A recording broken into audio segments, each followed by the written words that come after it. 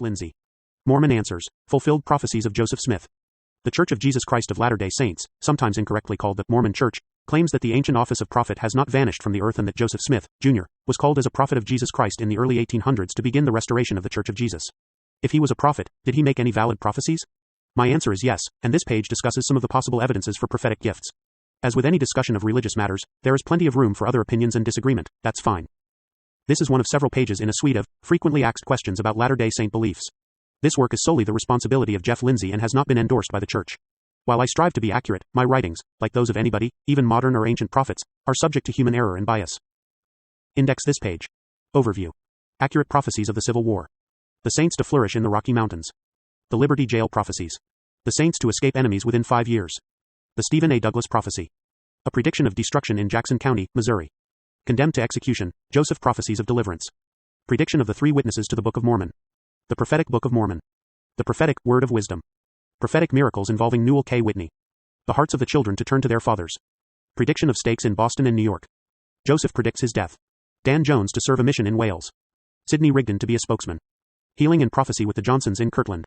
Escape of Stephen Markham. Apostles to depart from far west on the 26th of April 1839. Isaiah chapter 11 about to be fulfilled? Overview. Many critics of the Church allege that Joseph Smith never made a true prophecy and that he failed the test of a real prophet. The allegedly false prophecies that they offer are sometimes based on questionable sources, sometimes are distortions of the truth, or sometimes are open for honest debate but can be resolved without abandoning Joseph Smith as a legitimate prophet. I address some of these issues on my LDS FAQ page, Questions about Prophets and Prophecy. Also see my essay on the fallibility of human leaders in the true church. Related resources with a great deal of information can be found beginning with the fairmormon.org page, Joseph Smith, Alleged False Prophecies. Did Joseph Smith make any true prophecies? Yes, indeed, the record cannot be explained away as lucky guesses. Below I list a number of the arguably true prophecies that Joseph Smith made. However, the most important evidence for Joseph's divine calling as a prophet of Christ is the Book of Mormon, which is why I am a member of the Church of Jesus Christ of Latter-day Saints. For those who have seen allegedly false prophecies of Joseph Smith, keep in mind that most of the statements used to condemn Joseph Smith were written down by someone else and are subject to inaccuracy. My experience with how others quote me has been most frustrating. Even experienced journalists often garble what was actually said. Many alleged false prophecies are just hearsay, and many were never intended as a prophetic statement. And sometimes even what I write or say myself isn't what I really meant. Latter-day Saints know that the gift of prophecy does not make every utterance divinely inspired. As Latter-day Saints, we only need to be bound by what has been canonized, not by every alleged saying or even every actual writing of church leaders. Very few alleged false prophecies are from canonized writings, and I believe that the few apparent exceptions are treated on this page. So if 50 years after Joseph was killed, somebody writes that they remember him talking about men living on the moon, and no one else can verify that claim, it's nothing to be bothered by. And even if Joseph did speculate on something that's silly while sitting around a campfire one night, as a mortal he's entitled to silly opinions. It's unreasonable to hold him to a standard higher than the prophets of the Bible could meet. See my page on Prophets and Prophecy for more information, and see The Nature of Prophets and Prophecy by John A. Tvetnes, published at fairmormon.org. Accurate Prophecies of the Civil War. We have in our possession a pamphlet, published at Liverpool, in 1851. In view of our present troubles, this prediction seems to be in progress of fulfillment, whether Joe Smith was a humbug or not. Have we not had a prophet among us? Philadelphia Sunday Mercury after the outbreak of the Civil War. Clipping in Journal History, the 5th of May 1861. On December 25, 1832, Joseph received the following revelation about the American Civil War, now printed as Section 87 of the Doctrine and Covenants. 1 Verily, thus saith the Lord concerning the wars that will shortly come to pass, beginning at the rebellion of South Carolina, which will eventually terminate in the death and misery of many souls. 2 In the time will come that war will be poured out upon all nations, beginning at this place. 3 For behold, the southern states shall be divided against the northern states, and the southern states will call on other nations, even the nation of Great Britain, as it is called, and they shall also call upon other nations, in order to defend themselves against other nations, and then war shall be poured out upon all nations. 4 And it shall come to pass, after many days, slaves shall rise up against their masters, who shall be marshaled and disciplined for war. 5 And it shall come to pass also that the remnants who are left of the land will marshal themselves, and shall become exceedingly angry, and shall vex the Gentiles with a sore vexation. 6 And thus, with the sword and by bloodshed the inhabitants of the earth shall mourn, and with famine, and plague, and earthquake, and the thunder of heaven, and the fierce and vivid lightning also, shall the inhabitants of the earth be made to feel the wrath, and indignation, and chastening hand of an almighty God, until the consumption decreed hath made a full end of all nations. 7 That the cry of the saints, and of the blood of the saints, shall cease to come up into the ears of the Lord of Sabaoth, from the earth, to be avenged of their enemies. 8 Wherefore, stand ye in holy places, and be not moved, until the day of the Lord come, for behold it cometh quickly, saith the Lord. Amen. Beginning in the 1830s, LDS missionaries carried manuscript copies of the above revelation with them in their missionary journeys, and frequently read it to their congregations in various parts of the United States. Roberts, page 315. The entire revelation was printed in 1851 in Liverpool, England, in a pamphlet entitled, The Pearl of Great Price. This was a decade before the first shot of the Civil War on April 12, 1861. Thus, the prediction was made 28 years before its fulfillment, and was printed and circulated in England and in the United States at least 10 years before. Further, while speaking in Ramus, Illinois, on April 2, 1843, Joseph said, "I prophesy, in the name of the Lord God, that the commencement of the difficulties which will cause much bloodshed previous to the coming of the Son of Man will be in South Carolina. It may probably arise through the slave question. This a voice declared to me, while I was praying earnestly on the subject, December 25, 1832. See Doctrine and Covenants 130, 12-13. Was Joseph's prophecy just a case of noting existing tensions and making obvious extrapolations? Hardly. While there had been tensions between the South and the North, including talk of secession, hardly anyone seriously thought that civil war would erupt. Americans had great faith in their nation and in democracy. In fact, there were members of the church who were so shaken by the ridiculous nature of Joseph's Civil War prophecy that they left the church, rejecting him as a false prophet. Even if Joseph were trying to make something out of trends and currents he saw in society, the many specific details of his prophecy suggest that more than reason and guesswork were needed to be so accurate. Let's consider the details that he accurately predicted. The war would begin with the rebellion of South Carolina. It would cause the death and misery of many souls. The southern states would be divided against the northern states. The southern states would call upon other nations for assistance, even upon the nation of Great Britain. Great Britain would call upon other nations for assistance. War would eventually be poured out upon all nations. Now in December of 1832 there was controversy involving South Carolina and the issue of states' rights. South Carolina had advocated the doctrine of nullification, arguing that a state could nullify federal laws or taxes that they ruled to be unconstitutional. If there was federal resistance, then South Carolina said they could leave the Union. President Andrew Jackson argued against their position. With much controversy in the air, it would seem logical that Joseph be stirred to ponder the events of the day and inquire of the Lord, resulting in the revelation of December 1832. There was much attention to the topic, and some writers exclaimed that the crisis could lead to civil war. However, Americans and their leaders remained confident that the problem could be resolved without actual war erupting, and certainly not an all-engulfing civil war. There was no serious expectation of civil war at that time, or in 1843 when Joseph added that the slave issue would probably be involved in the rebellion, or even in 1851 when the prophecy was published by the church and more widely publicized. Can anyone offer evidence from writings of American statesmen or scholars in 1832, 1843, or 1851 that make such predictions? Some heated rhetoric in 1832 is a far cry from a real expectation of war. Neither a scholar or statesman, the uneducated 27-year-old man, Joseph Smith, saw what would happen by the spirit of revelation. Civil war foretold before December 1832? While details of the Civil War were foretold on December 25, 1832 in Section 87 of the Doctrine and Covenants, earlier prophecies hint at the upcoming war. Section 38, verse 29, given nearly 2 years earlier on January 2, 1831, implies that war was coming upon the United States, and that the Lord was leading his people west, first to Ohio, to prepare them for and deliver them from the trouble ahead. 29 Ye hear of wars in far countries, and you say that there will soon be great wars in far countries, but ye know not the hearts of men in your own land. 30 I tell you these things because of your prayers. Wherefore, treasure up wisdom in your bosoms, lest the wickedness of men reveal these things unto you by their wickedness, in a manner which shall speak in your ears with a voice louder than that which shall shake the earth. But if ye are prepared ye shall not fear. 31 And that ye might escape the power of the enemy, and be gathered unto me a righteous people, without spot and blameless. 32 Wherefore, for this cause I gave unto you the commandment that ye should go to the Ohio, and there I will give unto you my law, and there you shall be endowed with power from on high. The implied war was not to be caused by foreign invasion, but was due to wicked men in Joseph's own land, suggestive of civil war.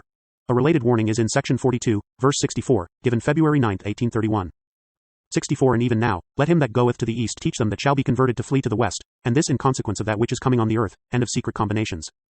A month later, on March 8, 1831, still nearly 2 years before the December 1832 problem with South Carolina, the Lord again warned the saints of the need to move west to escape war in this country. In Doctrine and Covenants 45-63-64, we read, Ye hear of wars in foreign lands, but, behold, I say unto you, they are nigh, even at your doors, and not many years hence ye shall hear of wars in your own lands. 64 Wherefore I, the Lord, have said, Gather ye out from the eastern lands, assemble ye yourselves together ye elders of my church. Go ye forth into the western countries, call upon the inhabitants to repent, and inasmuch as they do repent, build up churches unto me. Of course, these were mere hints compared to the explicit detail given in section 87 in 1832, but it should be clear that Joseph Smith the prophet had received warnings about pending war in this country well before December 1832. And the call to move west to escape the war was truly prophetic, for the saints, continuing their westward trek to Utah in the late 1840s, were outside the scope of the Civil War when it did sweep across the United States, in fulfillment of detailed prophecy. Gary Schertz discusses the detailed fulfillment of this prophecy on his page, A War Against the Critics of Joseph Smith's Civil War Prophecy. But notwithstanding these hostile demonstrations on the part of South Carolina, there was really no very great danger to the Union at that time. Andrew Jackson, a man of great determination of character, and patriotically devoted to the Union, was president, and his political principles ran parallel with his devotion. He issued a proclamation in which he urged South Carolina not to persist in the enforcement of her ordinance as it would necessarily bring the federal and state authorities in conflict, and if the citizens of South Carolina took up arms against the United States they would be guilty of treason. It was in December, 1832, the same month in which the revelation and prophecy under consideration was given, that this issue between South Carolina and the federal government about reached its climax. It is important to observe that these questions of nullification and a state's right to secede from the Union were sharply agitated in December, 1832, because it gives direct testimony of the original date of the prophecy.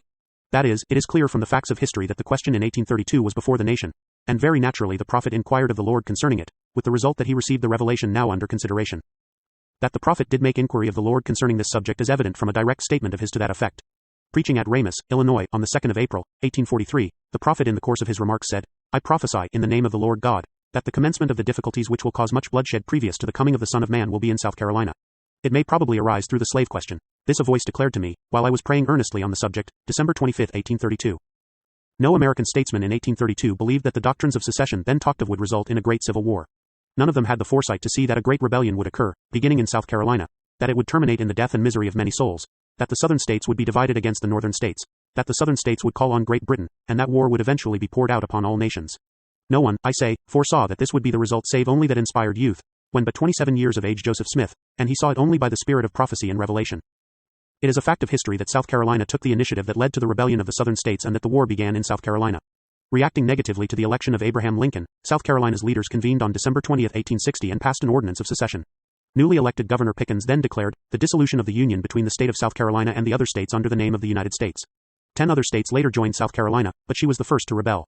The Civil War was the bloodiest this country has ever seen, causing about 400,000 deaths. The South did enlist the aid of Great Britain and also sought help from France. Great Britain, as I recall, also encouraged France to assist the South. Later, after war had been poured out on the nations of the earth, Great Britain found herself threatened by Nazi Germany and called upon other nations of the earth for her defense. After the Civil War, international intrigues and wars grew to increasing severity, with ghastly international scenes of horror during World War I and World War II, with dozens of other wars having been fought and going on at the moment. War has always been on the earth, but the scale of destruction since the Civil War has grown sharply, and war in the past century has become increasingly multinational rather than bilateral. Truly, war has been poured out on all nations.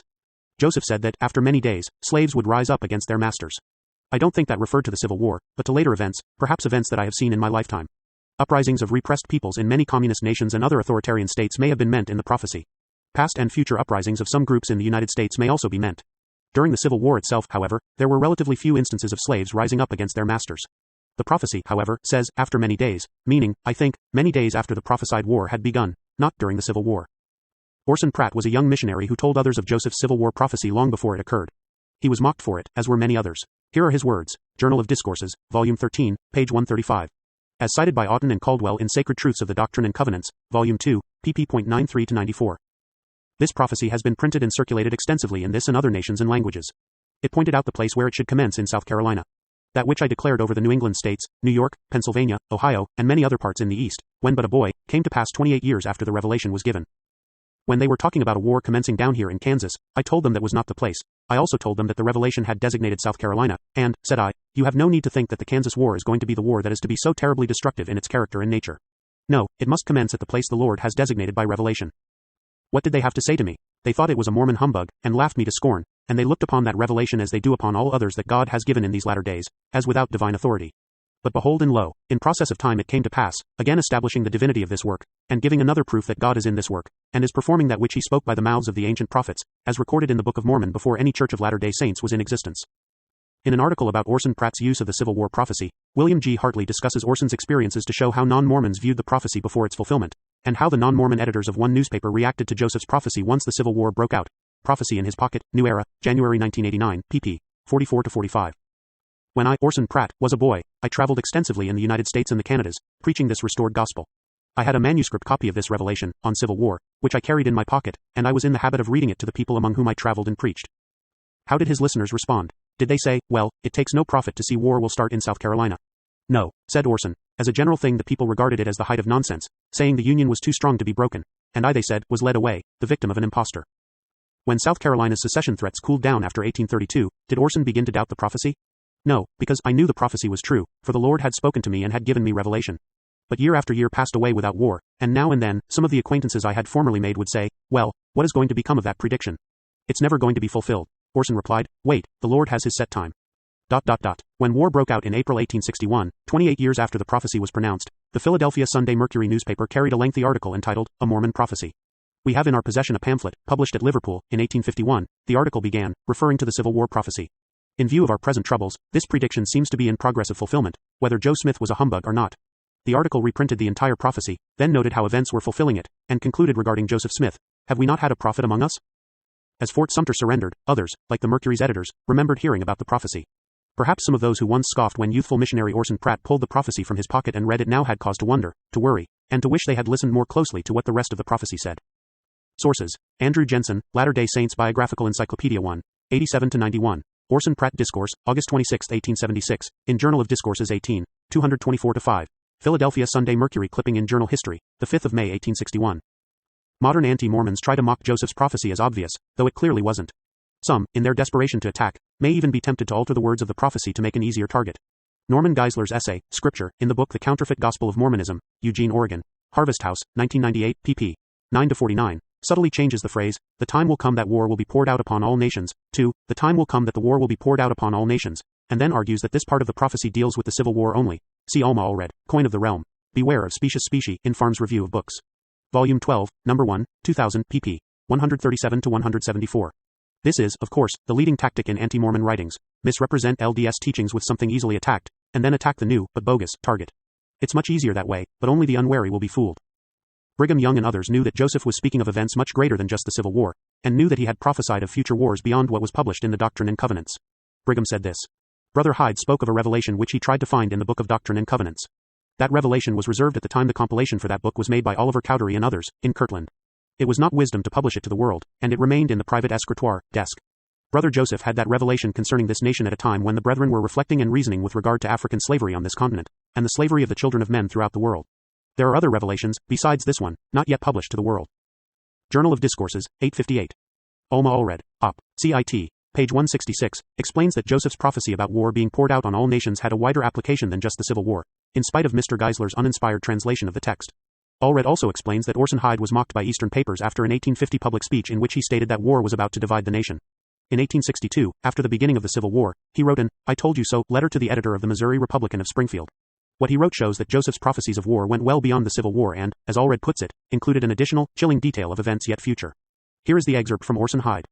You have scarcely yet read the preface of your national trouble. Many nations will be drawn into the American maelstrom that now whirls through our land, and after many days, when the demon of war shall have exhausted his strength and madness upon American soil, by the destruction of all that can court or provoke opposition, he will remove his headquarters to the banks of the Rhine. Millennial Star, 24, the 3rd of May 1862, 274-275, emphasis added. Hyde refers to the demon of war itself, and not just the then-present Civil War, that would later find its headquarters on the banks of the Rhine, a most appropriate way to foreshadow the great world wars of this century, wars which were focused on that nation on the banks of the Rhine, Germany, but wars which would involve us and many other nations. It is reasonable to assume that Hyde's reference to the banks of the Rhine is derived from unpublished prophetic statements from Joseph Smith, though we cannot be sure. In any case, it's clear that Joseph's 1832 prophecy of civil war was not obvious to everybody, as our critics contend, or Orson Hyde would not have been mocked by journalists for reiterating that prophecy, and neither would Orson Pratt have had such opposition concerning the prophecy before its fulfillment. And would the editors of the Philadelphia Sunday Mercury have dared refer to Joe Smith as a prophet among us, if his prophecy had been so obvious? For more detailed information on Joseph's amazing prophecy of the Civil War, see Carrie Shirt's page, A War on the Civil War Prophecy. The Saints to Flourish in the Rocky Mountains. In 1831, Joseph prophesied that Zion shall flourish upon the hills and rejoice upon the mountains, and shall be assembled together unto the place which I have appointed, Doctrine and Covenants 49-25. A related and more specific prophecy was given in 1842, as described in the following excerpt from B. H. Roberts, Comprehensive History of the Church, Volume 2, ch. 51, pp.181-182. On the 6th of August, 1842, with quite a number of his brethren, he, Joseph Smith, crossed the Mississippi River to the town of Montrose, to be present at the installation of the Masonic Lodge of the Rising Sun. A block schoolhouse had been prepared with shade in front, under which was a barrel of ice water. Judge James Adams was the highest Masonic authority in the state of Illinois, and had been sent there to organize this lodge. He and Hiram Smith, being high masons, went into the house to perform some ceremonies which the others were not entitled to witness. These, including Joseph Smith, remained under the bowery. Joseph, as he was tasting the cold water, warned the brethren not to be too free with it. With the tumbler still in his hand he prophesied that the saints would yet go to the Rocky Mountains, and, said he, this water tastes much like that of the crystal streams that are running from the snow-capped mountains. We will let Mr. Call describe this prophetic scene. I had before seen him in a vision, and now saw while he was talking his countenance change to white, not the deadly white of a bloodless face, but a living, brilliant white. He seemed absorbed in gazing at something at a great distance, and said, I am gazing upon the valleys of those mountains. This was followed by a vivid description of the scenery of these mountains, as I have since become acquainted with it. Pointing to Shadrach Roundy and others, he said, there are some men here who shall do a great work in that land. Pointing to me, he said, there is Anson, he shall go and shall assist in building up cities from one end of the country to the other, and you, rather extending the idea to all those he had spoken of, shall perform as great a work as has been done by man, so that the nations of the earth shall be astonished, and many of them will be gathered in that land and assist in building cities and temples, and Israel shall be made to rejoice. Of this prophecy, the following is in Joseph Smith's history, but it may not have been written by him. I prophesied that the saints would continue to suffer much affliction and would be driven to the Rocky Mountains. Many would apostatize, others would be put to death by our persecutors or lose their lives in consequence of exposure or disease, and some of you will live to go and assist in making settlements and build cities and see the saints become a mighty people in the midst of the Rocky Mountains. History of the Church, Volume 5, ch.4, page .85. The above statement might have been added by someone else later, for the part about the Rocky Mountains appears to have been squeezed in, as if it came later. If so, perhaps someone was trying to add words they think Joseph said, or perhaps someone was really putting incorrect words in Joseph's mouth. In any case, there are some questions about that particular statement and the full story is simply unknown. David Bidden addressed this problem in 1974. Joseph Smith in the Mormon Folk Memory, the John Whitmer Address, delivered at the second annual meeting of the John Whitmer Historical Association, Lamoni, Iowa, September 28, 1974. Unpublished manuscript, page .16, as cited by Gerald and Sandra Tanner at https://www.utlm.org/onlinebooks/changech13.htm. So clearly, there are some clouds of uncertainty on exactly what Joseph said on this matter, based on the critique of the Tanners. The actual prophecies he made may have been more general, upon the hills, in the west, etc. However, important evidence on this matter comes from an early anti-Mormon source that the Tanners have quietly ignored or, perhaps, never encountered, though it has been pointed out for some time. This oversight on their part was raised by an unnamed LDS historian, often assumed to be Michael Quinn, in a widely circulated document from 1977, Gerald and Sandra Tanner's Distorted View of Mormonism, a response to Mormonism, shadow or reality. Here is the relevant passage. The failure to cite well-known evidence that challenges their conclusions occurs repeatedly in the Tanners' analysis of the 7-volume history of the Church. For example, it is implied, pages 134-35, that the prophecy of Joseph Smith about the Mormons moving to the Rocky Mountains, HC 5-85, was a falsification added to the history after the Mormons were actually in the Great Basin. However, in 1964, 8 years before this edition of Shadow Reality, Stanley B. Kimball published a bibliography of sources for the Nauvoo history of Mormonism, of which the Tanners should have been aware, where he noted that the Oliver H. Olney papers, written in 1842-43, at Yale University, recorded the early plans of Joseph Smith to move west. Stanley B. Kimball, Sources of Mormon History in Illinois, 1839-48, an annotated catalog of the microfilm collection at Southern Illinois University, Carbondale Edwardsville, Ill. 1964, 24. In the expanded edition published in 1966, this entry was on page 25. If the Tanners did not trust that description, they or their widely scattered friends could have read the versified, anti-Mormon manuscript by Olney, dated July 2, 1842. The Tanners are aware that the history of the Church was compiled from a variety of sources, many of which were only loaned to church historians, to be returned once they had extracted pertinent information, and that the exact source for the account of Joseph Smith's prophecy of August 6, 1842 is not clear. Olney recorded the rumors about the move west in July, and someone else recorded the prophecy in August. So if Joseph did point the saints to the Rocky Mountains and speak of their rise there, he did pretty well with that prophecy. The saints migrated to the Rocky Mountains in 1847, several years after Joseph was killed. There they built settlements and cities along stretches of many hundreds of miles in the west, from Canada to Mexico. In the midst of the Rockies, the Latter-day Saints have arguably become a mighty or at least a noteworthy people, where they flourish upon the hills and rejoice upon the mountains. Assembled together unto the place, appointed D&C 49-25. Indeed, the establishment of holy temples and a great international religious center in Utah, in the tops of the Rocky Mountains, appears to be a fulfillment of biblical prophecy in Isaiah chapter 2 verses 2-5. 2 And it shall come to pass in the last days, that the mountain of the Lord's house shall be established in the top of the mountains, and shall be exalted above the hills, and all nations shall flow unto it. 3 And many people shall go and say, Come ye, and let us go up to the mountain of the Lord, to the house of the God of Jacob, and he will teach us of his ways, and we will walk in his paths. For out of Zion shall go forth the law, and the word of the Lord from Jerusalem. 4 And he shall judge among the nations, and shall rebuke many people, and they shall beat their swords into plowshares, and their spears into pruning hooks. Nation shall not lift up sword against nation, neither shall they learn war any more. 5 O house of Jacob, come ye, and let us walk in the light of the Lord. Tangential note on the name, Utah. I have heard many times that the name, Utah, given to the state by non-LDS politicians, means top of the mountains, in the Ute or Paiute language. I've long assumed this was just a faith-promoting rumor, but an acquaintance of mine several years ago contacted the Ute Indian Tribal Council and was told that Ute means high place, mountaintops, and was used to name themselves after the terrain in which they lived, Utah Territory. However, this contradicts the current website of the Ute Indian tribe, which has this FAQ information, accessed November 16, 2012. Yes, however, it is unclear where the pronunciation came from, as the word Ute is sometimes pronounced Ute, Ute, or Utah. Furthermore, the word Ute means land of the sun in Ute, and they refer to themselves as who call themselves Nusha or Nuchu, which means the people. The Utes are called the mountain people, but called by whom? Jan Petit in Utes, the mountain people, Boulder, Colorado. Johnson Printing Company, 1990, explains that while the Utes called themselves Nuchi, meaning the people, or we the people, the nearby Pueblo people called them mountain people, and the Spaniards called them Utas Petite, page 1. According to Wikipedia's article on the Ute Indians, accessed November 16, 2012. The mountain link for Utah may exist, though it may not be because of what the Utes called themselves but perhaps rather because of what the Pueblos, Apaches, and or Spanish called them. So one can forgive those who have propagated the misconception mentioned at Wikipedia, including the Utah state government official website, now archived, which used to contain this statement. The name, Utah, comes from the Native American, Ute, tribe and means people of the mountains. See also the page at www.50states.com/utah.htm, which still, as of November 2012, indicates that the name Utah comes from the Native American Ute tribe and means people of the mountains. Well, they are the people of the mountains, as Jan Pettit's highly acclaimed book title reminds us. Now if the Utes were and are called the people of the mountains, though not necessarily by themselves, then maybe the name Utah, imposed on would-be Deseret dwellers by non-Mormons, might fit Isaiah chapter 2 at least well enough for the sake of pleasant irony. Not extremely cool, and maybe not quite as faith-promoting as some have thought, but still a fun factoid, or semi-factoid in this case. As for the reasonableness of Joseph's prophecy in 1842, B. H. Roberts explains, New Witnesses for God, Volume 1, pp. 302-303. At that date, August 6, 1842, the Rocky Mountains seemed like a country afar off to the people of Illinois. The Missouri River was the extreme frontiers of the United States. All beyond that was well-nigh an unexplored wilderness filled with savages. The church was fairly settled at Nauvoo, the state authorities were apparently very friendly, the future of the saints in Illinois seemed propitious. Yet in the midst of all these favorable circumstances the prophet predicted much affliction for some of the saints, death from persecution for others, apostasy for many, and for the great body of the church an exodus to the Rocky Mountains, where some of those present who were listening to the prediction should live to assist in making settlements and building cities in the Rocky Mountains where they would see the saints become a mighty people. There can be no question as to the reality of these two predictions, the one of March, 1831, and the other of August, 1842, or of their being of a character to test the divine inspiration of him who uttered them. That they were proclaimed some years before the events predicted in them began to be fulfilled, or even there was any thought or prospect of such events taking place, is well known. That the latter prophecy has been fulfilled to the uttermost, the whole history of the Church of Jesus Christ of Latter-day Saints from August, 1842, until now witnesses. The saints suffered many afflictions in Illinois. Their homes, fields, stacks of grain, stock and other property were destroyed. Their prophets and a number of others were killed outright by mob violence. Many more perished from exposure and disease occasioned by being driven from their homes at an inclement season of the year. In those trying times, following the martyrdom of the prophet and the expulsion from Nauvoo, many turned away from the faith, and it is too generally known to need comment, that the great body of the church made its way to the Rocky Mountains, where cities, towns and villages have been founded, the wilderness subdued, and the saints are fast becoming a mighty people. The Liberty Jail Prophecies. Brightness in the midst of gloom. 1838 was a terrible year for the young church, just 8 years old. There had been persecution since its inception, with mobs driving the Latter-day Saints from New York to Ohio and again from Ohio to Missouri.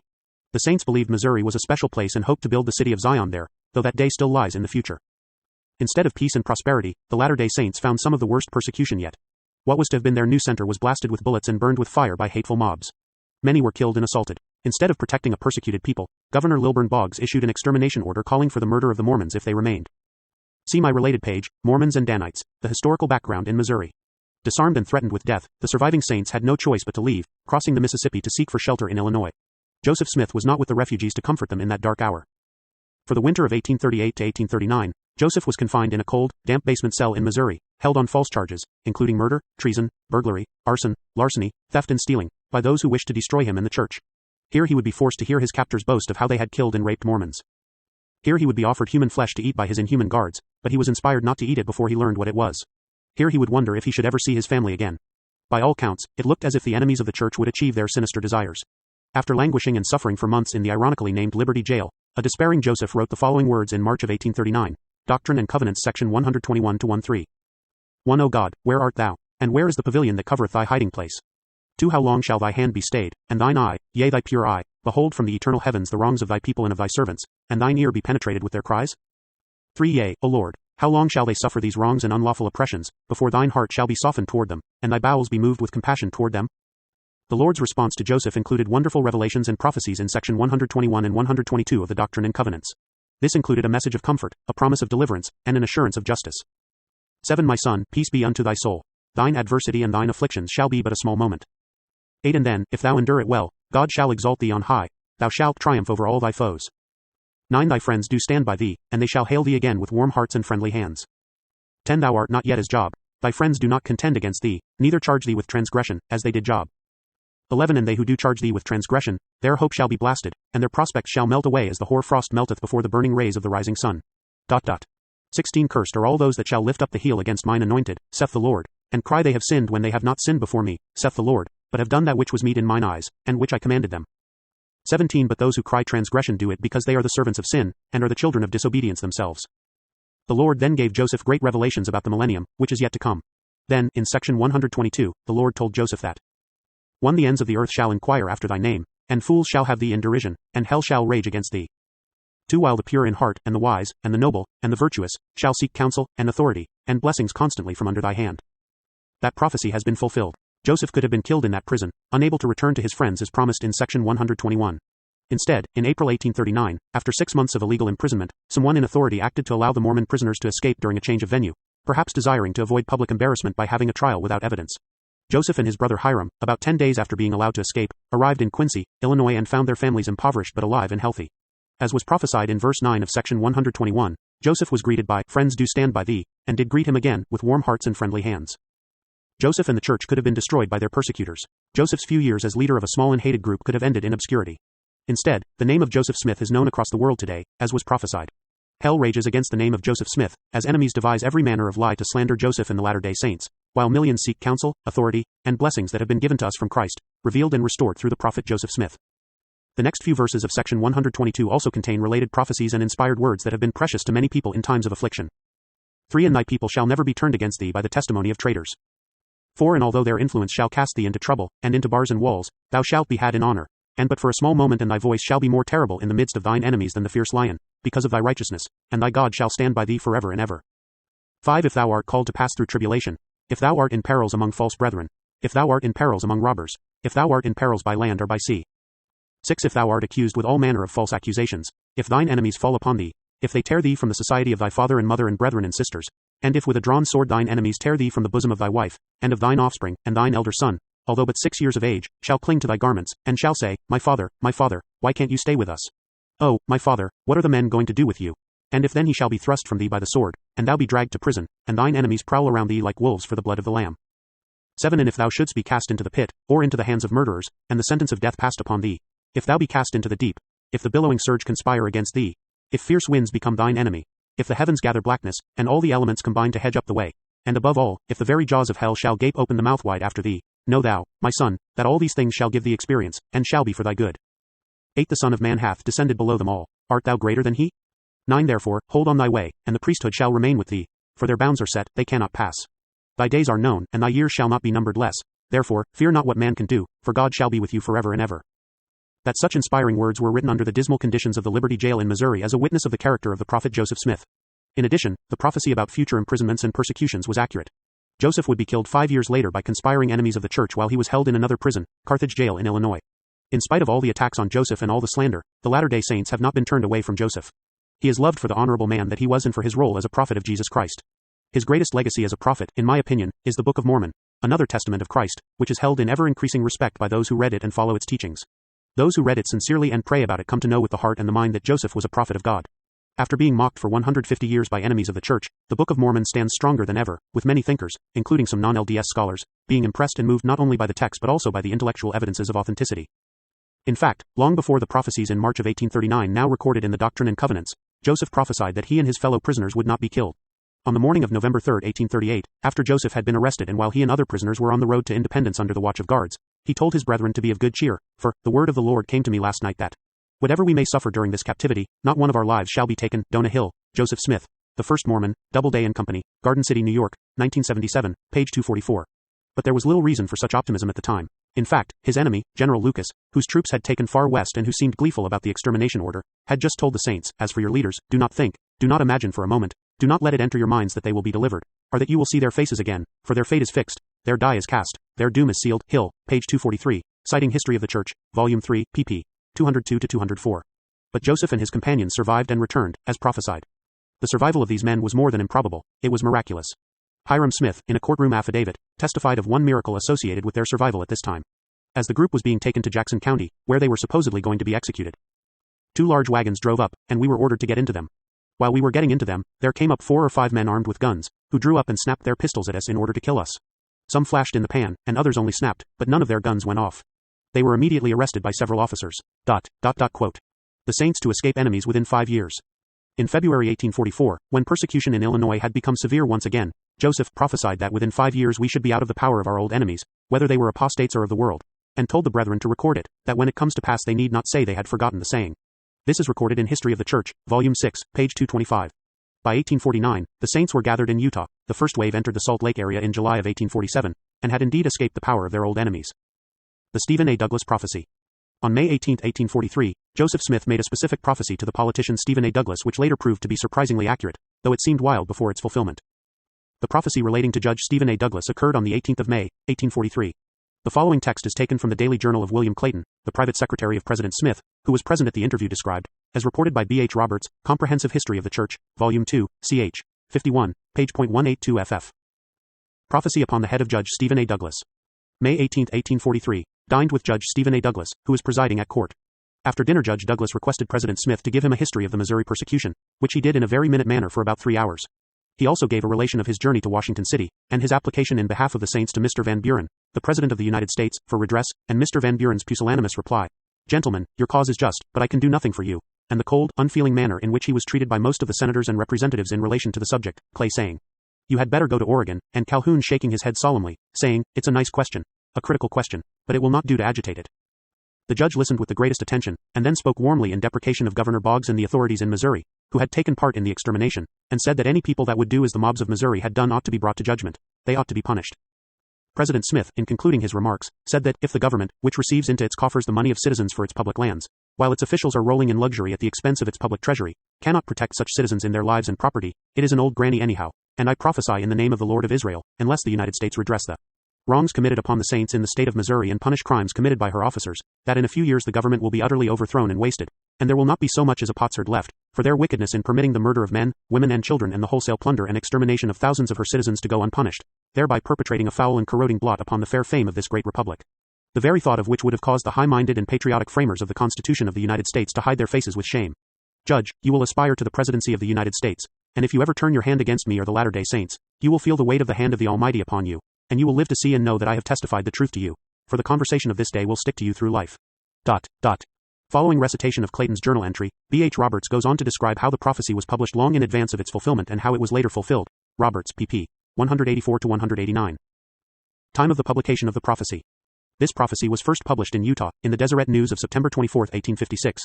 It was afterwards published in England, in the Millennial Star, February, 1859. In both instances it is found in the History of Joseph Smith, then being published in sections in those periodicals. It is a matter of common knowledge that Stephen A. Douglas, after the publication of this prediction, did aspire to the presidency of the United States, and was nominated for that office by the Democratic Convention, held in Baltimore on the 23rd of June, 1860. When in the convention he was declared the regular nominee of the Democratic Party, the whole body rose to its feet, hats were waved in the air, and many tossed aloft. Shouts, screams, and yells, and every boisterous mode of expressing approbation and unanimity, were resorted to. Bright prospects for Mr. Douglas. When Mr. Douglas first began to aspire to the presidency, no man in the history of American politics had more reason to hope for success. The political party of which he was the recognized leader, in the preceding presidential election had polled 174 electoral votes as against 122 cast by the other two parties which opposed it, and a popular vote of 1,838,169 as against 1,215,798 votes for the two parties opposing. It is a matter of history, however, that the Democratic Party in the election of 1860 was badly divided, and factions of it put candidates into the field with the following result. Abraham Lincoln, candidate of the Republican Party, was triumphantly elected. He received 180 electoral votes, Mr. Breckinridge received 72 electoral votes, Mr. Bell 39, and Mr. Douglas 12. By a plurality count of the popular vote, Mr. Lincoln carried 18 states, Mr. Breckinridge 11, Mr. Bell 3, and Mr. Douglas 1, Missouri. 20 days less than 1 year after his nomination by the Baltimore Convention, while yet in the prime of manhood, 48 years of age Mr. Douglas died at his home in Chicago, a disappointed, not to say heartbroken man. The cause of Douglas's failure.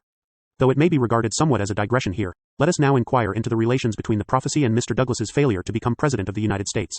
14 years after the interview containing the prophecy with which we are dealing, and about 1 year after the prophecy had been published in the Deseret News, Mr. Douglas was called upon to deliver a speech in Springfield, the capital of Illinois. His speech was delivered on the 12th of June, 1857, and published in the Missouri Republican of June 18, 1857. It was a time of much excitement throughout the country, concerning the Mormon Church in Utah. Falsehoods upon the posting winds seemed to have filled the air with the most outrageous calumny. Crimes, the most repulsive murders, robberies, rebellion and high treason were falsely charged against its leaders. It was well known that Mr. Douglas had been on terms of intimate friendship with President Joseph Smith, and was well acquainted with the other church leaders. He was therefore looked upon as one competent to speak upon the Mormon question, and was invited to do so in the speech to which reference is here made. Mr. Douglas responded to the request. He grouped the charges against the Mormons, which were then passing current, in the following manner. First, that 9/10 of the inhabitants are aliens by birth who have refused to become naturalized, or take the oath of allegiance, or do any other act recognizing the government of the United States as the paramount authority of the territory of Utah. Second, that the inhabitants, whether native or alien-born, known as Mormons, and they constitute the whole people of the territory, are bound by horrible oaths and terrible penalties to recognize and maintain the authority of Brigham Young, and the government of which he is the head, as paramount to that of the United States, in civil as well as in religious affairs, and they will in due time, and under the direction of their leaders, use all means in their power to subvert the government of the United States, and resist its authority.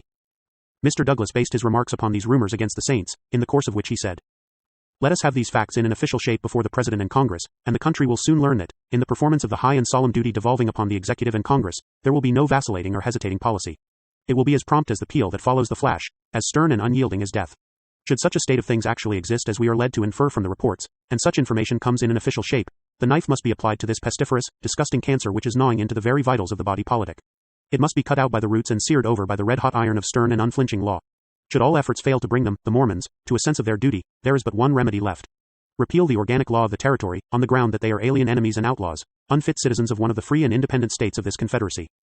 To protect them further in their treasonable, disgusting and bestial practices would be a disgrace to the country, a disgrace to humanity, a disgrace to civilization, and a disgrace to the spirit of the age. Blot it out of the organized territories of the United States. What then? It will be regulated by the law of 1790, which has exclusive and sole jurisdiction over all the territory not incorporated under any organic or special law. By the provisions of this law, all crimes and misdemeanors, committed on its soil, can be tried before the legal authorities of any state or territory to which the offenders shall be first brought to trial and punished. Under that law, persons have been arrested in Kansas, Nebraska, and other territories, prior to their organization as territories, and hanged for their crimes. The law of 1790 has sole and exclusive jurisdiction where no law of a local character exists, and by repealing the organic law of Utah, you give to the general government of the United States the whole and sole jurisdiction over the territory. Douglas's lost opportunity. I shall so far anticipate historical events, which, if a chronological order were strictly followed, would belong to a later period of our narrative, as to say that the speech of Mr. Douglas was of great interest and importance to the people of Utah at the time it was made. Mr. Douglas had it in his power to do them a great service because of his personal acquaintance with Joseph Smith and the great body of the Mormon people in Utah, as well as their leaders, for he had known both leaders and people in Illinois, and those whom he had known in Illinois constituted the great bulk of the people in Utah when he delivered his Springfield speech. He knew that the reports carried to the east by vicious and corrupt men were not true. He knew that these reports in the main were but a rehash of the old, exploded charges made against Joseph Smith and his followers in Missouri. And he knew these Missouri reports to be false by many evidences furnished him by Joseph Smith in the interview of the 18th of May, 1843, and by the Mormon people at sundry times during his association with them at Nauvoo. He had an opportunity to befriend the innocent, to refute the calumny cast upon a virtuous community, to speak a word in behalf of the oppressed, but the demagogue triumphed over the statesman, the politician, over the humanitarian, and to avoid popular censure, which doubtless he feared befriending the Mormon people would bring to him, he turned his hand against them with the result that he did not destroy them but sealed his own doom. In fulfillment of the words of the prophet, he felt the weight of the hand of the Almighty upon him. Mr. Douglas failed of his dearest ambition, the presidency of the United States, and on the 3rd of June, 1861, he died. All the elements of a great prophecy in the Douglas incident. It was impossible for any merely human sagacity to foresee the events foretold in this prophecy. Stephen A. Douglas was a bright but comparatively an unknown man at the time of the interview, in May, 1843. There is and can be no question about the prophecy preceding the event. It was published, as before stated, in the Deseret News of the 24th of September, 1856, about 1 year before the Douglas speech at Springfield, in June, 1857, and about 4 years before Douglas was nominated for the presidency by the Baltimore Democratic Convention. Moreover, a lengthy review of Mr. Douglas's speech was published in the editorial columns of the Deseret News in the issue of that paper for September 2, 1857, addressed directly to Mr. Douglas, the closing paragraph of which is as follows. In your last paragraph of the Springfield speech, you say, I have thus presented to you plainly and fairly my views of the Utah question. With at least equal plainness and with far more fairness have your views now been commented upon.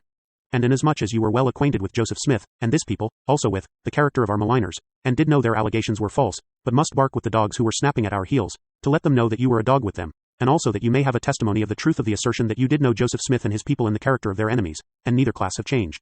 Only as the saints have grown better and their enemies worse, and also that you may thoroughly understand that you have voluntarily, knowingly, and of choice sealed your damnation, and by your own chosen course have closed your chance for the presidential chair, through disobeying the counsel of Joseph which you formerly sought and prospered by following, and that you in common with us, may testify to all the world that Joseph was a true prophet. The following extract from the history of Joseph Smith is again printed for your benefit, and is kindly recommended to your careful perusal and most candid consideration. Then follows the account of the interview between Joseph Smith and Mr. Douglas as recorded in the Journal of William Clayton, as published in the Deseret News a year before Mr. Douglas's Springfield speech, and is now quoted in this history. Also it should be remembered that the above editorial in the Deseret News boldly challenging Mr. Douglas on the matter of the presidency, preceded by 3 years the election of 1860. This was boldly challenging Mr. Douglas.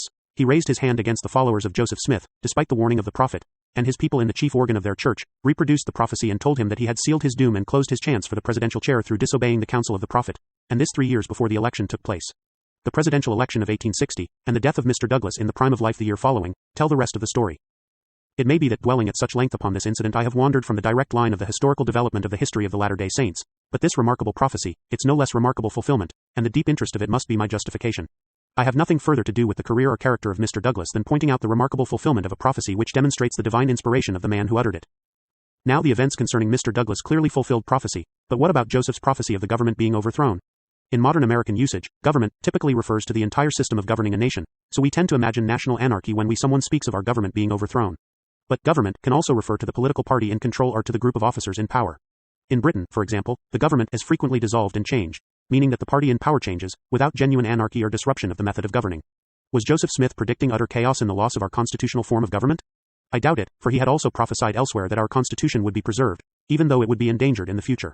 If we take his words to mean that the ruling powers in the country at the time would be overthrown, then that part of the prophecy has been fulfilled, as Woody Brisson notes, Personal Communication, November 1997. You have documented nicely the fulfillment of the part about Stephen A. Douglas, but what about the part about the government?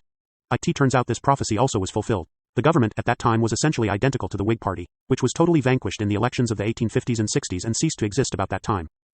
A prediction of destruction in Jackson County, Missouri. The excerpt below is taken from B. H. Roberts, New Witnesses for God, Volume 1, page 298. The following prophetic incident is given upon the authority of Mr. Leonidas M. Lawson, now of New York City, formerly a resident of Clay County, Missouri, and a brother-in-law of General Doniphan. In the year 1863, says Mr. Lawson, I visited General A. W. Doniphan at his home in Liberty, Clay County, Missouri. This was soon after the Civil War devastation of Jackson County, Missouri under what is known as Order No. 11. This devastation was complete. Farms were everywhere destroyed, and the farmhouses were burned. During this visit, General Doniphan related the following historical facts and personal incidents.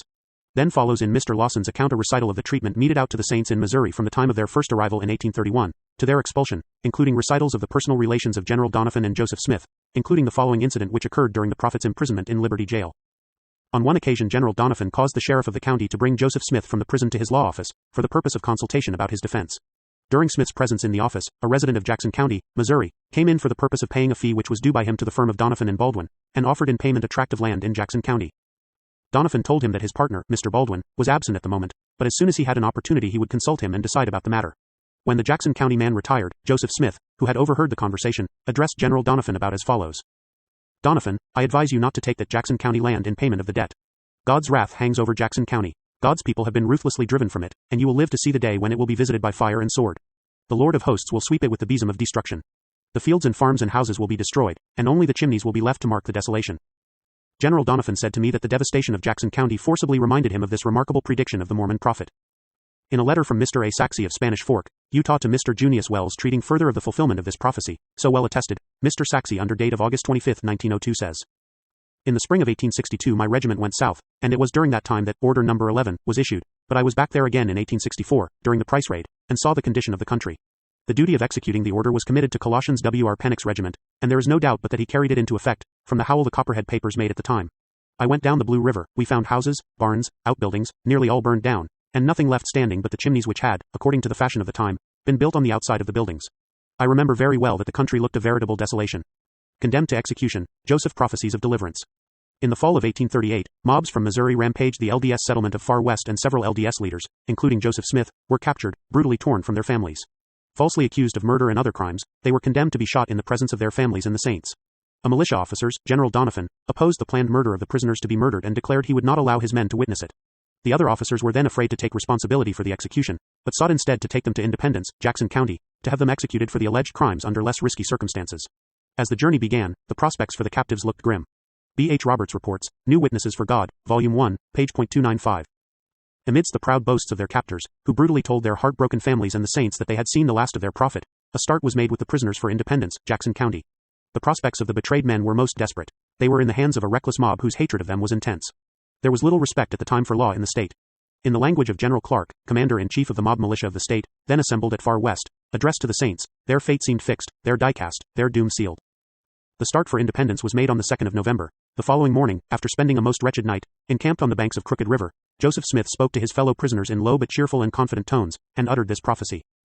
Be of good cheer, brethren, the word of the Lord came to me last night that our lives should be given us, and that whatever we may suffer during this captivity, not one of our lives should be taken. Of this prophecy, says Elder Parley P. Pratt, I testify in the name of the Lord, and though spoken in secret, its public fulfillment and the miraculous escape of each of us is too notorious to need my testimony. Though his death had been ordered and seemed certain, now that he had fallen into the hands of his enemies, Joseph's prophecy was fulfilled. Praise to the name of General Alexander W. Doniphan, who refused to carry out the execution order. Read more about this incident on my page about Missouri and the 1838 Mormon War. Prediction of the 3 witnesses to the Book of Mormon. In March of 1829, Joseph Smith received a revelation about the need to have 3 witnesses to see the gold plates that he was about to translate. The revelation is recorded in Doctrine and Covenants 5:11-13. 11 And in addition to your testimony, the testimony of 3 of my servants, whom I shall call and ordain, unto whom I will show these things, and they shall go forth with my words that are given through you. 12 Yea, they shall know of a surety that these things are true, for from heaven will I declare it unto them. 13 I will give them power that they may behold and view these things as they are. Joseph then asks 3 men to go with him and pray for the promised divine manifestation. Oliver Cowdery, Martin Harris, and David Whitmer went with him and prayed. They then described this experience. The testimony of 3 witnesses. Be it known unto all nations, kindreds, tongues, and people, unto whom this work shall come, that we, through the grace of God the Father, and our Lord Jesus Christ, have seen the plates which contain this record, which is a record of the people of Nephi, and also of the Lamanites, their brethren, and also of the people of Jared, who came from the tower of which hath been spoken. And we also know that they have been translated by the gift and power of God, for his voice hath declared it unto us. Wherefore we know of a surety that the work is true. And we also testify that we have seen the engravings which are upon the plates, and they have been shown unto us by the power of God, and not of man. And we declare with words of soberness, that an angel of God came down from heaven, and he brought and laid before our eyes, that we beheld and saw the plates, and the engravings thereon. And we know that it is by the grace of God the Father, and our Lord Jesus Christ, that we beheld and bear record that these things are true. And it is marvelous in our eyes. Nevertheless, the voice of the Lord commanded us that we should bear record of it. Wherefore, to be obedient unto the commandments of God, we bear testimony of these things. And we know that if we are faithful in Christ, we shall rid our garments of the blood of all men, and be found spotless before the judgment seat of Christ, and shall dwell with him eternally in the heavens. And the honor be to the Father, and to the Son, and to the Holy Ghost, which is one God. Amen. Oliver Cowdery. David Whitmer. Martin Harris. These men never denied their testimony of the Book of Mormon, even though some left the church and would have had ample reason and opportunity to expose a fraud, if it had been one. To the day of their deaths, they remained true to the testimony recorded above and were adamant about the reality of what they experienced. A detailed review of their story and the significance of their testimony is offered by Richard L. Anderson in his article, The Book of Mormon Witnesses. Joseph had prophesied of the manner and nature of the testimony that the 3 witnesses would receive before the event occurred. The Prophetic Book of Mormon. No other evidence of Joseph Smith's divine calling is more worthy of consideration and more powerful than the Book of Mormon. There are many things in that volume which seemed laughable in 1830 but which have become highly plausible or even verified in the 20th century. Some of the many evidences for the Book of Mormon should be considered as prophecies fulfilled. For example, the Book of Mormon describes a journey through the Arabian Peninsula that offers substantial information that was unavailable to scholars until recently. It gives specific directions for the journey that proved to be about the only plausible path that could have been taken, names a specific ancient burial site, Nahom, in the right place, and describes a lush, green, mountainous site on the eastern coast, Bountiful, with details that were laughable until a few years ago, when an entirely plausible site was found in the right place, as described in the Book of Mormon. The apparent discoveries of Nahom, Nehem, and excellent candidates for Bountiful, Wadi Sake being one, should give pause to anyone who quickly dismisses Joseph Smith as a fraud. The Prophetic Word of Wisdom. Section 89 of the Doctrine and Covenants contains a revelation given to Joseph Smith in 1833 known as the Word of Wisdom. It outlines principles of healthy living that go far beyond the scientific knowledge of the 1800s and much of this century. For example, it prohibits tobacco as being harmful to man, something which was not proven by science until this century. Alcoholic beverages are also prohibited, as is black tea and coffee, the hot drinks of his day. Positive statements are made about the importance of wheat and other grains, along with other produce. Meat is not prohibited, but should be used sparingly, and primarily in times of winter or need. The 1833 dietary guidelines sound much like the recommended food pyramid produced by federally funded research in the past decade. The revelation also says that the health principles in it were given to warn us and protect us from the evils and designs which do and will exist in the hearts of conspiring men in the last days. I see that as a prophetic statement of the terribly evil role that the U.S. tobacco industry continues to play. Through its use of clout and money, they continue to receive federal support for tobacco farmers and continue to legally market a product that brings death to over 400,000 Americans each year, at a time when we ban or regulate numerous other products if injury to only a few people is threatened. It's important to remember that the medical establishment did not recognize the health harms of tobacco until long after the Word of Wisdom. See, for example, the BBC News story by William Kramer mentioned in a Mermanity post from 2012. As William Kramer wrote, cigarettes were in fact promoted as beneficial for health. They were listed in pharmaceutical encyclopedias until 1906 and prescribed by doctors for coughs, colds and tuberculosis, a disease which the World Health Organization now links with tobacco. I'm glad the medical establishment has finally come around and no longer prescribes cigarettes. I'm also glad that the Word of Wisdom gave the world a head start in understanding the need for humans to avoid tobacco. Prophetic miracles involving Newell K. Whitney. The following examples of Joseph's prophetic gifts were related by Orson F. Whitney in the April 1912 General Conference Report, pp. 50-51. Also see History of the Church, Volume 1, page 146, and LDS Biographical Encyclopedia, Volume 1, page .222. 6 months after the church was organized, Oliver Cowdery, Parley P. Pratt, and other elders started upon a mission to the Lamanites, and, coming to Kirtland, in northern Ohio, they preached the gospel there, and gathered into the fold quite a number, among them Edward Partridge, who became the first bishop of the church, Algernon Sidney Gilbert, Frederick G. Williams, Sidney Rigdon, and my grandfather, Newell K. Whitney, with his wife, Elizabeth Ann Whitney. These disciples, hearing that the church would probably move westward, began to pray for the coming of the prophet. I have heard my grandmother and my father relate that when the prophet came to Kirtland he drove in a sleigh and halted in front of the mercantile store of Gilbert and Whitney. He sprang out, went into the store, walked up to the junior partner, and said, "Newell K. Whitney, thou art the man." Grandfather was astonished. He had never seen Joseph Smith till then. Joseph had never seen him with his natural eyes, and he answered, "Stranger, you have the advantage of me. I could not call you by name, as you have me." And the stranger then said, "I am Joseph, the prophet. You have prayed me here. Now, what do you want of me?" By what power did this remarkable man, Joseph Smith, recognize one whom he had never before seen in the flesh? Why did not Newell K. Whitney recognize him? It was because Joseph Smith was a seer, a choice seer. He had actually seen Newell K. Whitney upon his knees, hundreds of miles away, praying for his coming to Kirtland. Marvelous, but true. Another incident in my grandfather's experience with the prophet shows further this power of seership. In the year 1832, after Newell K. Whitney had become Bishop of Kirtland, they went down to Independence, Missouri, where Edward Partridge was bishop in Zion, and while returning Bishop Whitney met with a serious accident. The coach upon which they were traveling had a runaway. The prophet leapt from the coach and cleared the wheels, but the bishop, attempting to do likewise, was caught in the wheel and his leg broken in several places. As a result of this accident they were detained several weeks at Greenville, Indiana, where they put up at a public house. Elder Rigdon, their traveling companion, meanwhile going on to Kirtland. An attempt was made upon the prophet's life by poisoning, so that he deemed it prudent to leave the place as soon as possible, and he proposed to the bishop that they go at once. What followed is thus recorded in the history of the church, as compiled and edited by Brother B. H. Roberts. This is the prophet's own language. Brother Whitney had not had his foot moved from the bed for nearly 4 weeks, when I went into his room, after a walk in the grove, and told him if he would agree to start for home in the morning, we would take a wagon to the river, about 4 miles, and there would be a ferry boat in waiting which would take us quickly across, where we would find a hack which would take us directly to the landing, where we should find a boat in waiting, and we would be going up the river before 10 o'clock, and have a prosperous journey home. He took courage and told me he would go. We started next morning, and found everything as I had told him. History of the Church, Volume 1, ch. 19, page 272. Instances might be multiplied, if necessary. Not only by the gift of prophecy, but by the power of seership, Joseph Smith was able to forecast the future. It was by that miraculous power that he saw the Father and the Son. It was by that wonderful power that he and Oliver Cowdery saw Jehovah, Moses and Elijah in the Kirtland Temple, and by which also Joseph and Sidney gazed upon the glories of the celestial, terrestrial and telestial worlds. Here is an interesting event recorded in the footnotes of History of the Church, Volume 1, page 146. Mother Whitney also tells how on a certain night prior to the advent of Elder Cowdery and his companions, while she and her husband were praying to the Lord to know how they might obtain the gift of the Holy Ghost, which of all things they desired, they saw a vision as of a cloud of glory resting upon their house, and heard a voice from heaven saying, "Prepare to receive the word of the Lord, for it is coming." Shortly afterwards Oliver Cowdery and his associates came with the Book of Mormon, and with the message of the restored gospel. The hearts of the children to turn to their fathers. On September 22, 1823, the angel Moroni quoted the Old Testament prophet Malachi and said, "Behold, I will reveal unto you the priesthood, by the hand of Elijah the prophet, before the coming of the great and dreadful day of the Lord. And he shall plant in the hearts of the children the promises made to the fathers, and the hearts of the children shall turn to their fathers. If it were not so, the whole earth would be utterly wasted at his coming." Joseph Smith, History 1, 38-39. In April of 1836, Joseph Smith and Oliver Cowdery declared that Elijah, in fulfillment of prophecy, visited them in the Kirtland Temple and gave them priesthood keys, authority, for the work of turning the hearts of the children to the Father, including sacred temple work such as the sealing of families for eternity and baptism for the dead. These keys would initiate the turning of the hearts of the fathers to the children and the hearts of the children to their fathers. That includes genealogical research, in which the children seek out the names and histories of their fathers, and that information in turn can make ordinance work such as baptism possible for those who did not receive it while alive on the earth. Joseph Fielding Smith Jr., in Doctrines of Salvation, Volume 2, pp.123-125, explains the significance of the prophecy that the hearts of the children would be turned to the fathers. One of the outstanding evidences bearing witness that Joseph Smith and Oliver Cowdery spoke the truth, when they declared that Elijah had come to them and conferred upon them his priesthood, is the fact that since that time the hearts of the children have in a miraculous way turned towards their fathers. It might be contended with some semblance of logic that Joseph Smith and his successors could yield an influence over the members of the church and have them go to the temples to do ordinance work for their dead, in order that the saying could go abroad that this prophecy by Malachi had been fulfilled, and the hearts of the children have turned to their fathers. It would be unreasonable to say, however, that Joseph Smith, or the entire body of the church, could wield the power to persuade millions who are not members of the church, also, to turn their attention towards their dead fathers. Yet it is a fact that the hearts of millions have so turned, since the proclamation of the coming of Elijah in 1836. Before the year 1836 there was very little, if any, research being made anywhere in this world in behalf of the dead. It is true that here and there some man may have been searching out a genealogical record, but what was his object? To prove title to some estate.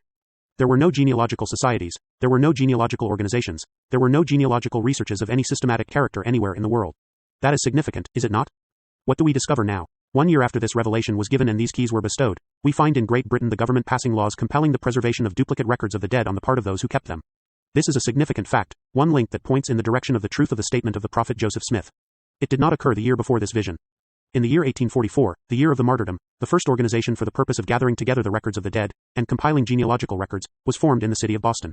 It was the New England Historical and Genealogical Society. In 1869, in the city of New York, another society, the New York Genealogical and Biographical Society, was organized. I believe England had a genealogical society founded in 1836 JL. Since that day societies have sprung up all over the land. There are hundreds of them along the Atlantic border. The state of Massachusetts is full of them. We find the same thing in Virginia, in the Carolinas, and along the Atlantic coast from Maine to Georgia, where the first settlements in this country were made. The hearts of the children have since that day turned to their fathers, and they are searching out the records of their dead. Today genealogical research has swept many lands. The LDS archives in Salt Lake City comprise the largest set of genealogical records in the world. The prophecies delivered to Joseph about the hearts of the children to the fathers began to be fulfilled after Elijah came. Prediction of stakes in Boston and New York. In spite of the church having been driven from New York and the eastern United States, Joseph predicted that New York City and Boston would one day have stakes, church organizations comprising multiple congregations. He said, "In the great cities, as Boston, New York, etc., there shall be stakes." History of the Church, Volume 6, page 319. On December 9, 1934, the New York stake was organized. The Boston stake was organized May 20, 1962. See Gilbert W. Scharf's The Truth About the Godmakers, Publishers Press, Salt Lake City, 1986, page 397. Joseph predicts his death. The last item written by Joseph Smith in his journal is an entry from Saturday, June 22, 1844, now recorded in History of the Church, Volume 6, page 546. I told Stephen Markham that if I and Hiram were ever taken again we should be massacred, or I was not a prophet of God. Shortly thereafter he and Hiram were placed in Carthage jail and then murdered by a mob. Others who were with them survived the attack, but Joseph and his brother were killed, as predicted. 15 years earlier in 1829, Joseph received a revelation that hinted at his future murder. Doctrine and Covenants 5:22 urges Joseph to be faithful, and if you do this, behold I grant unto you eternal life, even if you should be slain. Dan Jones to serve a mission in Wales. The night before Joseph Smith was killed, as a captive in Carthage jail, he prophesied that Dan Jones, whose life was clearly at risk, would survive to serve a mission in Wales. That event is recorded in History of the Church, Volume 6, page 601. Soon after Dr. Richards retired to the bed which Joseph had left, and when all were apparently fast asleep, Joseph whispered to Dan Jones, "Are you afraid to die?" Dan said, "Has that time come, think you? Engaged in such a cause I do not think that death would have many terrors." Joseph replied, "You will yet see Wales, and fulfill the mission appointed you before you die."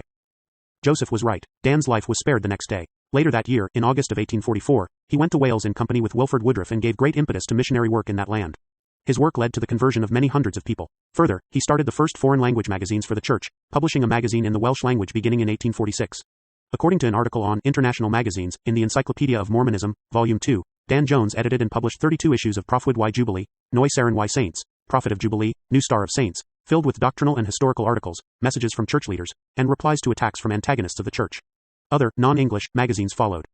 Sidney Rigdon to be a spokesman. In Doctrine and Covenants 100, 9-11, Joseph recorded a revelation indicating that, "You, my servant Sidney, should be a spokesman unto this people. Yea, verily, I will ordain you unto this calling, even to be a spokesman unto my servant Joseph. And he shall be a revelator unto thee." Not only was this prophecy well fulfilled by the mighty role played by Sidney Rigdon in leading the church and speaking for Joseph, but it also fulfilled a prophecy recorded in the Book of Mormon. In 2 Nephi 3:17-20, Nephi recorded a prophecy from Joseph of Egypt about a future Joseph through whom scriptures and divine law would be brought forth. This Joseph was to have a spokesman. I will make for him a spokesman. The spokesman was to declare revelations given to Joseph. This describes well the role of Sidney, who acted as a spokesman on many occasions and who received revelations from Joseph.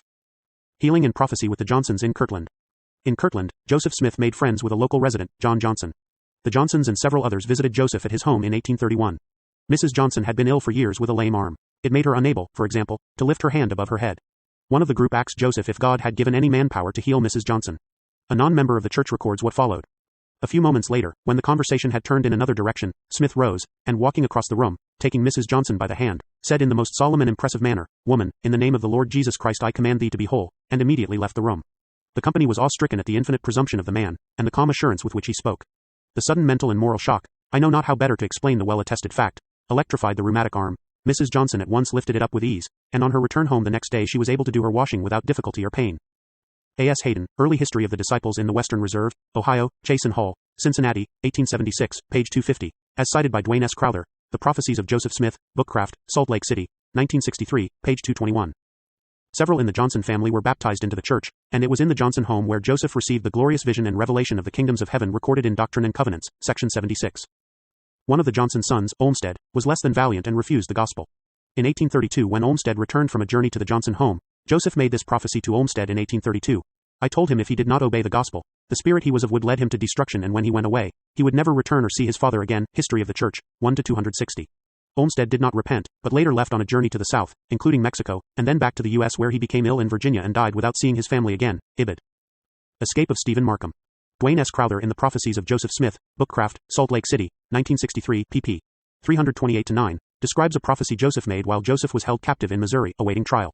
Stephen Markham was to be a witness for Joseph, but was beaten by a guard, whom Markham resisted successfully.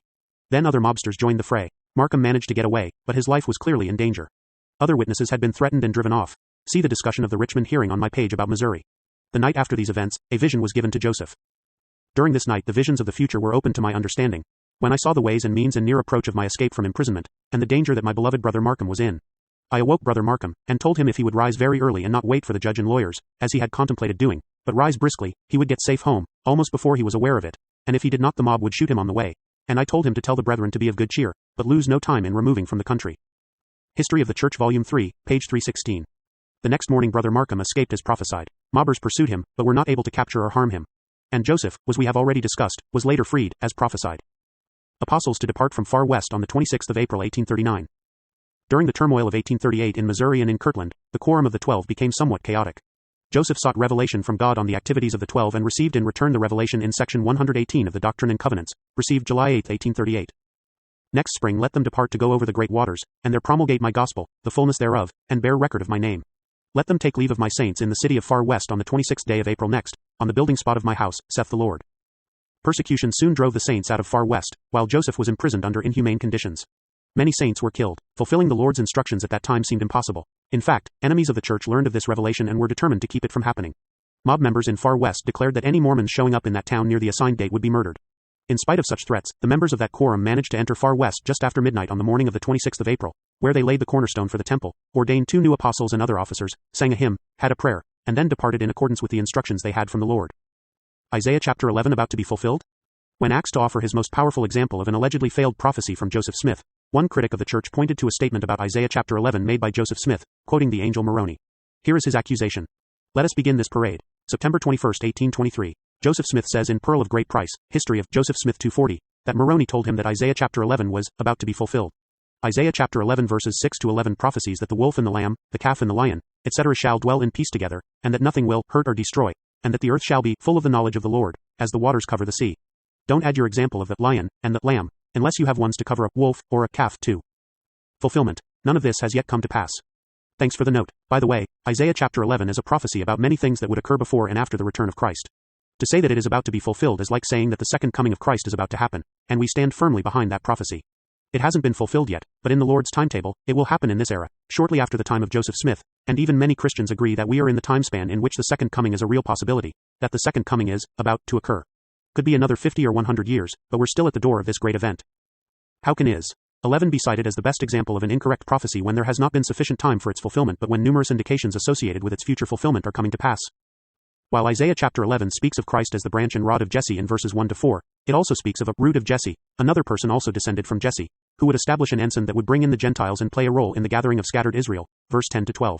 This could very well be Joseph Smith. The restored Church of Jesus Christ truly is an ensign that has been sought out by many of the Gentiles and that is seeking out the scattered remnants of Israel and bringing them back into the covenants of the Lord. This part has already been fulfilled. Miscellaneous others. A variety of other fulfilled prophecies could be cited. Over 40 are listed on a page at fairmormon.org. Samples of prophecies of Joseph Smith that have been fulfilled. One example involves the miraculous survival of Willard Richards at Carthage Jail on June 27, 1844. Dr. Richards' escape was miraculous, he being a very large man, and in the midst of a shower of balls, yet he stood unscathed, with the exception of a ball which grazed the tip end of the lower part of his left ear. His escape fulfilled literally a prophecy which Joseph made over a year previously, that the time would come that the balls would fly around him like hail, and he should see his friends fall on the right and on the left, but that there should not be a hole in his garment, HC 6 to 619. Of the 4 Latter-day Saint men in that jail when the mob attacked and murdered Joseph Smith, Willard Richards was the only one of the 4 who was not shot. Summary. Joseph never claimed to be infallible, and no prophet is. He may have been surprised and frustrated by the delayed fulfillment of some prophecies, such as the establishment of Zion in Missouri, which has yet to come. But those who knew him well knew that he was a prophet of God, and those who have examined carefully the prophetic book of Mormon or Doctrine and Covenants or Pearl of Great Price will find abundant evidence of heavenly inspiration. Even in small things we see Joseph acting as a prophet and seer. Newell Whitney, for example, in 1832, had been sick and in bed for 4 weeks. Donna Hill reports what followed. Joseph Smith, The First Mormon, Doubleday and Company, Garden City, New York, 1977, pp. 148 to 149. Joseph announced to him one day that if he would agree to start the next morning, they would take a wagon to the river and at once find a ferry to carry them across where a hack carriage would be waiting. The hack would take them to the landing where they could board a boat and be traveling up the river before 10 o'clock. It all transpired just as Joseph predicted, and they reached home speedily and safely in a very short time. The scriptures Joseph left us must be given special emphasis in determining his status as a prophet. Hearsay, newspapers, and records written long after the alleged events may appear to show false prophecies, but those sources are much less reliable and useful as a standard than the canonized writings we have, where the claim of prophetic influence is to be taken seriously. The word of wisdom and the Civil War prophesy from the Doctrine and Covenants both demand attention and respect, for they, like the other scriptures given through Joseph, are prophetic indeed.